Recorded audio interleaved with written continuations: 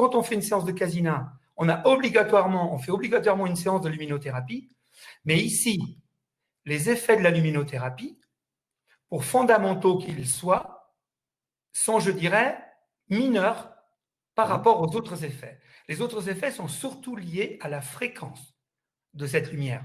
C'est-à-dire que si cette lumière n'était que fixe, alors, effectivement, on serait dans un cadre plutôt de luminothérapie et comme il y a de la couleur, de la chromothérapie. Mais par contre, ici, le plus important, et ça représente grosso modo, selon les programmes, jusqu'à 80% de l'effet global, c'est la fréquence. Bon, je pense déjà que la majorité des gens qui nous regardent savent que dans l'univers, tout est fréquence. Nous sommes fréquences.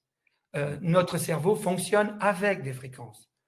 Bien. Donc, ici, le plus important, c'est effectivement cette fameuse fréquence qui, vous savez déjà que certaines fréquences peuvent nous détendre.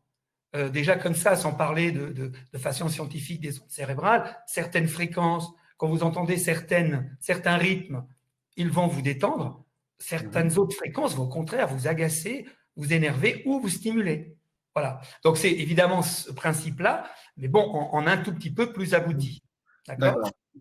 Puisque ça se complète par aussi des fréquences sonores. D'accord, attends, on va y venir, attendez, on va y venir.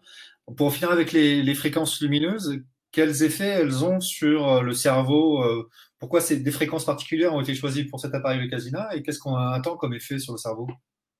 Alors, le premier, la difficulté à vous expliquer, c'est qu'il y a plusieurs objectifs.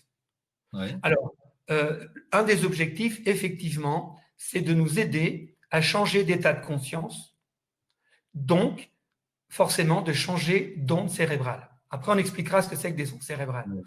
Et changer d'état d'esprit, c'est par exemple, on a certaines séances qui vont jusqu'à tellement ralentir le mental que ça peut le mettre radicalement au repos. D'accord. Quand je dis radicalement, c'est-à-dire qu'à un moment donné, bien que nous ne soyons pas en train de dormir, on peut faire l'expérience de avoir notre mental, notre pensée cognitive, disons notre cortex ou notre préfrontal, radicalement au repos. Plus de pensée, du tout. Et pour arriver à ça, c'est évidemment majoritairement l'effet de ces fréquences.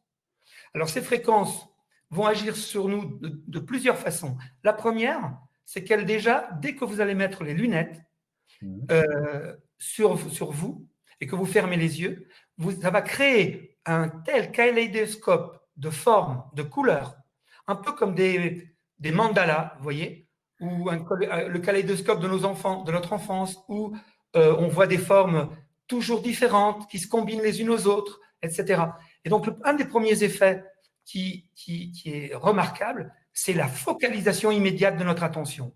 C'est-à-dire que dès que vous allez avoir les lunettes sur le nez, votre attention va être radicalement focalisée. Vous oubliez tout de suite, immédiatement l'environnement, tellement ces lumières vont accaparer votre esprit. Ça, c'est le premier point. En deuxième temps, ça va un peu l'émerveiller, donc encore plus l'attirer. Et au bout d'un certain temps, ça va commencer, notre cerveau, au moyen de certaines variations de fréquence, jusqu'à aboutir à une certaine fréquence, va, selon l'objectif de la séance, bien sûr, va, par exemple, nous mettre notre état d'esprit en fréquence alpha. La fréquence alpha, on peut dire que c'est le premier état hypnotique, état d'hypnose remarquable.